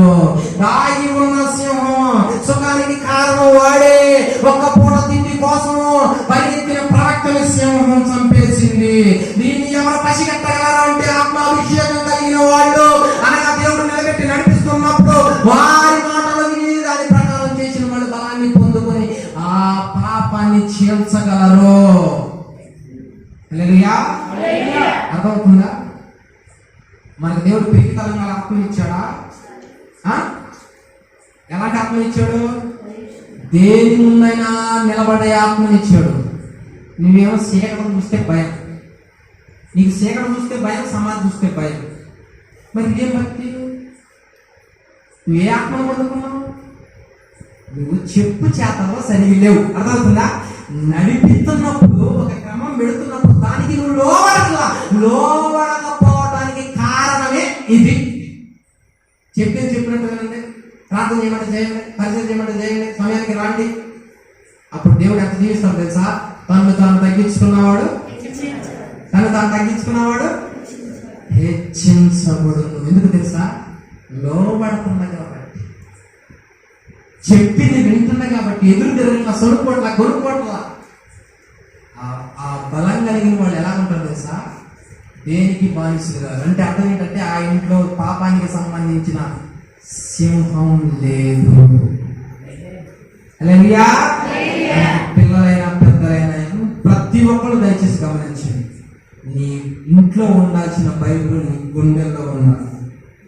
అది ఎక్కడో ఒక మూలగా ఉండాల్సింది నీ గుండెల్లో నింపుకుందండి. అభిషేకం కలిగిన సేవకులు ఏం చెబుతున్నారు, దేవుడు వాళ్ళతో ఏం చెప్పమంటున్నాడో అది తిను, విను, అప్పుడు యుద్ధానికి బయలుదేరు. ఇక్కడికి వచ్చి బలాన్ని పొందుకుని అప్పుడు యుద్ధానికి బయలుదేరు. అప్పుడు నువ్వు ప్రార్థన చేస్తావు, నీ ప్రార్థన ద్వారా దేవుడు కార్యం చేస్తాడు, నీ ప్రార్థన ద్వారా వాడిని తొలుగుతాడు, నీ ప్రార్థన ద్వారా వాడిని చీల్చి వేస్తాడు. ఏలయనగా ఆత్మాభిషేకం కలిగిన సంఘం. హల్లెలూయా. నా మాటలు అర్థమవుతున్నాయా? మన మాటలు అర్థమవుతున్నాయా? మైక్ పట్టుకుని ఎప్పుడు వదులుతాడు, ఎప్పుడు ఆమె అంటారు అనుకుంటున్నారు కదా? ఎప్పుడు ఆమె అంటాడా అని అనుకుంటున్నారా? ఎన్ని పాయింట్లు చెప్పా? 3 పాయింట్లు చెప్పా. మనసు అంటే ఏంటి? దీనికి కారణం ఎవరు? దాన్ని ఎవరు చంపాలా? అభిషేకం కలిగిన వాళ్ళు. మిమ్మల్ని ఎవరికి అప్పచెప్పాడు? మిమ్మల్ని ఏ సంఘంలో అప్పచెప్పాడు? నువ్వు ఎవరి మాట వింటున్నావు? ఆత్మాభిషేకం కలిగిన. చివరి మాట నేను చెప్తా. దావీదు ఏమంటున్నారు తెలుసు? ఇశ్రాయేలు ప్రజలు చివరి మాటలు 2వ సమూయేలు గ్రంథము 21వ అధ్యాయం 17వ వచనం. 2వ సమూయేలు గ్రంథం 21వ అధ్యాయం 17వ వచనం. 2వ సమూయేలు గ్రంథం 21:17. కుమారుడైన అభిషేక్ రాజును ఆదుకొని ఆ ఫిలిష్తీయుని కొట్టి చంపెను. దావీదు జనులను దీన్ని చూచి ఇశ్రాయేలులకు దీపమాకు నీవు ఆరిపోకుండానట్లు. దావీదు ఎలాంటి అంటున్నారు? ఇశ్రాయేలీలకు దీపం ఎవరు? ఇక్కడ ఎవరు మంద కాపలేకపోతే ఏమవుతారు? మీరు సాధారణ ఏం చేస్తారు? సింపుల్ కొట్టేస్తారు మొత్తాన్ని. అర్థమవుతుందా? సింపుల్. ఇశ్రాయేలీలకి ఆత్మాభిషేకం కలిగిన వాడు ఎలాంటి వాడు అంటే దీపం లాంటి వాడు అంటారు. దీపం లాంటి వాడు అంటే ఆ దీపం ఆగిపోతే ఏమైంది? అక్కడ వాళ్ళందరికీ ఓటమి వస్తుంది. జాగ్రత్త. మీ గురించి కడుపు కాచుకొని, కన్నీరు కాచి, ప్రార్థన చేసి, గొంత పుయ్యలాగా అరిసి, ఉపవాసాల నుండి ప్రార్థన చేస్తూ దేవుడి చిత్తాన్ని నెరవేరుస్తున్న సేవకులు చెప్పింది నువ్వు వినకుండా నీ ఇష్టం వచ్చినట్టు నడిస్తే ఇంటిలో మార్పు రాదు, ఎవరో మారరు. ఇంకా ఇంకా సుఖం సుఖం సుఖం సుఖం పెరిగి పతనానికి దారి తీరుస్తుంది. అప్పుడు తలబట్టుకుంటే, అప్పుడు ఏడిస్తే, అప్పుడు రమ్మబట్టుకుంటే ఉపయోగం లేదు. దేవుడు చెప్పినప్పుడు విను, ఆ మాటకు లోబడు. అప్పుడు చూస్తావు ఒక జీవాన్ని, అప్పుడు చూస్తావు ఒక బలాన్ని, అప్పుడు చూస్తావు ప్రభావాన్ని. అప్పుడు లెగగా రోషంగా నాకు దేవుడు కొరకు నేను నిలబడతాను. అప్పుడు ఇస్తాడు గంట తరబడి ప్రార్థించే శక్తి, అప్పుడు ఇస్తాడు చెప్పిన వాక్యాన్ని పసిగట్టే శక్తి, అప్పుడు ఇస్తాడు విధేయతల సమస్తము. ఏలయనగా నీవు లోబడ్డావు. బెనాయా అలాంటి వాడు. బెనాయా పని చేస్తుంది. చెప్పు, ఎవరి దగ్గర నడుస్తుంది, ఎవరి జీవితం నడుస్తుంది అంటే దావీదు. అర్థమవుతుందా? దావీదు ఎలాంటాడు? దేవుడికి హృదయానుసారుడు. హల్లెలూయా. అందుకనేనండి అతని వల్ల అయింది. ఎవరి వల్ల కాదా? దాగిన దాన్ని అంట బయటికి చీల్చి తెచ్చి చంపాడంట. అతను అంత బలాజుడా, అంత బలాజుడు. అవును, ఈ వాక్యం నేనేం చేస్తుందో తెలుసా? ధైర్యపరుస్తుంది. నా దేవుడి కొరకు నేను ఇంత ఇంత హీనంగా నేను నా దేవుడి కొరకు ఉన్నానేంటి? నా దేవుడి కొరకు ఇలా ఉండకూడదు. నా కంటికి చెడ్డది, దేవుడికి ఇష్టం లేదు తీసేసుకుంటా నేను. అది నా కొత్త, అది నేను ఎదిరించి నిలబడాలి అని నువ్వు సుఖానికి అలవాటుపడకుండా దాన్ని ఎదిరించి ప్రార్థన చేస్తా ఉండు. సేవకులు చెప్పినట్టు విను, అప్పుడు ఇస్తాడు శక్తి. అంతేగాని సొంతగా నడిస్తే దేవుడు బలాన్ని పొందుకోలేరు. సొంతగా నడిస్తే, సొంతగా నడిచే మార్గం అంట ప్రమాదం. హల్లెలూయా.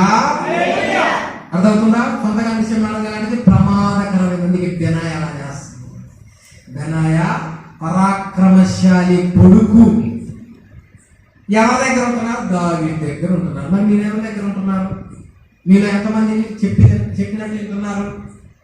కుటుంబ ప్రాంతం లేవు, ఫ్యాషన్ అయిపోయి భక్తులకి కుటుంబ ప్రాంతం లేవు. ఎందుకంటే ఏమైంది? కుటుంబ ప్రాంతం బలాన్ని పొందుకుంటాం. ఎంత తింటామో వాక్యాన్ని అంత బలాన్ని పొందుకుంటా.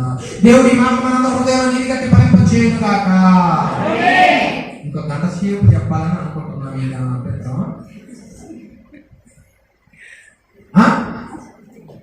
అభ్యంతరం? గడి చెప్పండి. మీరేం మాట్లాడారు? ఇప్పటికే మాకు కళ్ళు లోపలికి, పళ్ళు బయటకు వచ్చాయి. ఇంకొద్దు, ఇంకా ఆపే అంటారు కదా. బాగా గుర్తుపెట్టుకో. ఒక్క మాట నేను చెప్తాను. యేసు ప్రభు వారు ఒక బావి దగ్గర ఉన్నప్పుడు అక్కడికి ఎవరు వచ్చారు? ఒక దేవుడు ఏం చెప్పాడు? నీకు ఎంతమంది పెళ్ళిళ్ళు అన్నాడు? ఆ ఊళ్ళోకి ఏ సాక్ష్యం చెప్పింది? ఆ ఊళ్ళోకి ఏ సాక్ష్యం చెప్పింది? చూడండి, యోహాను సువార్త. ఒక్క మాట, యోహాను సువార్త 4వ అధ్యాయము 28వ వచనం. యోహాను సువార్త 4:28. ఆ స్త్రీ తన కొండ విడిచిపెట్టి ఊళ్ళోకి వెళ్ళి మీరు వచ్చి ఇది వినాలి మీరు బాగా. మీరు వచ్చి ఎవరు నమ్మమంటుంది? ఆమె ఏం చేసింది? ఏసై ఏం చెప్పాడు ఆమెకి? ఆమె ఏం చెప్పింది? ఊళ్ళో పోయి ఎవరైనా నేను పాపినని చెప్పాడు ఆయన అని ఊళ్ళోకి వెళ్ళి చెబుతారా? ఏసై నువ్వు దీవించబడతావమ్మా, నువ్వు ఆశీర్వదించబడతావమ్మా, నువ్వు కొంపలు పుడుస్తున్నా, అబద్ధాలు మాట్లాడుతూ ఉన్నా, సాడి చెబుతున్నా, సాపిస్తున్నా, నువ్వు దీవించబడతావన్నా. పాపాన్ని చెప్పిండంట అక్కడ, తప్పులు చెప్పిండంట అక్కడ, ఈ దిద్దుకోమన్నంట అక్కడ. ఆ వెళ్ళి వాము ఎంత తప్పు చేస్తున్నానని మీరు వచ్చి నేనేం చేశానో ఆయన చూడండి. ఆమె ఏం చేసిందో ఊళ్ళో వాళ్ళందరూ తెలుసుగా. మీరు చెప్పుకుంటారా? నేను మంచి ప్రార్థన పర్వాలే, నేను మళ్ళీ చేస్తా ప్రార్థన, మళ్ళీ పాట పాడతా, అయ్యని చెప్పుకునేది.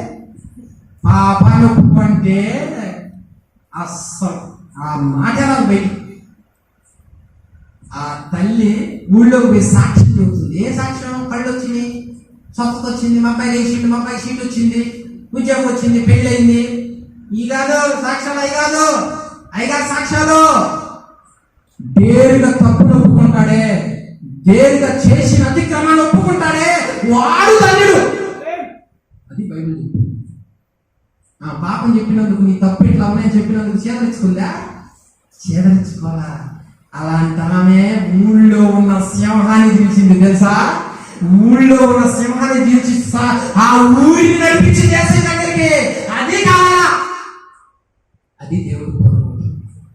ఎప్పుడైనా అయ్యా నా బతుకు చెప్పుకోను, నా బతుకు చెప్పు, నేను ఎంత నడుస్తున్నాను, నేను తప్పు చేస్తాను చెప్పయ్యా ఇలా చెబుతా. అది మాత్రం వద్దు ప్రభు అన్నావు అనుకో, నువ్వు సుఖానికి అలవాటు పడ్డావు. హల్లెలూయా, హల్లెలూయా. అర్థమవుతుందా? అర్థమవుతుందా? ఎప్పుడైనా సరే పైన మాటలు అవి నీ జీవితాన్ని నీరు గట్టి ఫలింపచ్చు. నువ్వు ఇలా తప్పు చేస్తానని దేవుడు ఎప్పుడైతే మాట్లాడతాడో అవి దిద్దుకుంటే అతిక్రమములు దాచిపెట్టువాడు వర్ధిల్లడు, దానిని ఒప్పుకొని విడిచిపెట్టువాడు కనికరం